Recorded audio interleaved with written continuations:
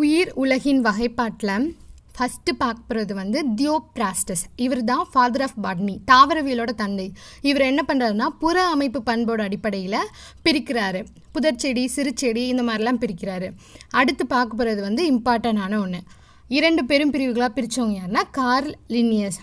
Plantae, Animalia, தாவர உலகம், விலங்கு உலகம்னு பிரித்தாங்க. 1735 இதையும் பார்த்துக்கலாம். அடுத்து வந்து 3 பெரும் பிரிவுகளாக பிரித்தவங்க எர்னஸ்ட் ஹெக்கல். இது வந்து புரோட்டிஸ்டா அப்படின்ற இன்னொரு வகுப்பையும் சேர்த்துருக்காரு இவர். அதுக்கப்புறம் 4 பிரிவாக பிரித்தவங்க கோப்லாண்ட். இவர் வந்து மொனீரா அப்படின்ற இன்னொன்றுத்தையும் சேர்த்து பிரிச்சிருக்காங்க. அடுத்து வந்து 5ஆக வகைப்படுத்தினவர் ரொம்ப இம்பார்ட்டன்ட், ஆர்ஹெச் விக்டேக்கர்.